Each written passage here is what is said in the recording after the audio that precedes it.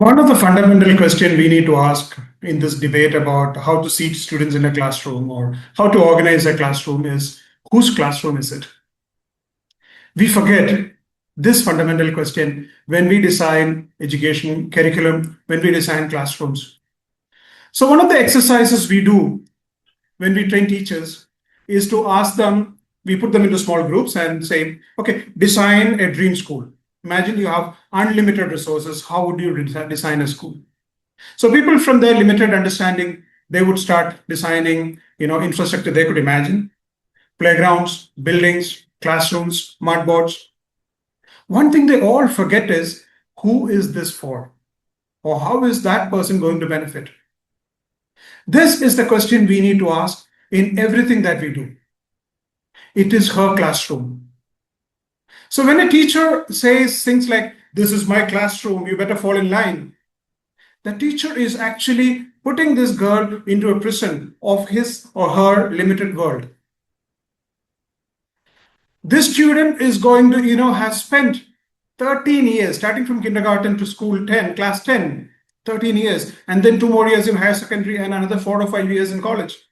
So 13 to 18 years in that classroom, investing her time, imagine the best part of life, and a lot of money, assuming that this classroom and what happens in this classroom, transpires in this classroom, would help her to aspire to have a better life. Are we doing justice to that?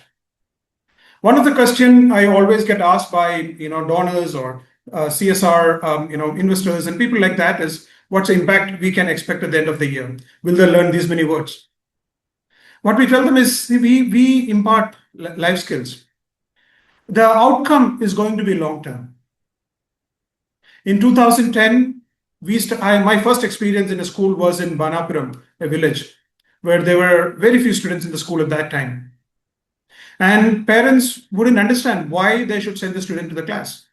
So we persuaded them, we worked with the students, had fun with them, danced with them. And by work till 2018, a research fellow, Nandini from Tata Institute of Social Sciences, Hyderabad, she was sent to the village. She lived there for more than a month, contacted every student who left that village and that school. And then we found out 92% of our students had enrolled in higher education. Most girls used to get married by the time they were 14 in 2010. Now they get married at least after they become graduates in 2020, by the time they're 22 years old at least. And in 2025, when we contact some of them, many of our students are working in multinational companies. Many of them are preparing for civil service. Probably some of them would have even cleared it. Many of them have joined, prestigious universities across India. I even met somebody who has started their own entrepreneurship, enterprise. That is the impact. So don't limit a child by your own learning, for he was born in another time. When I grew up, I never imagined the world I live in. I never imagined I could record a video this easy.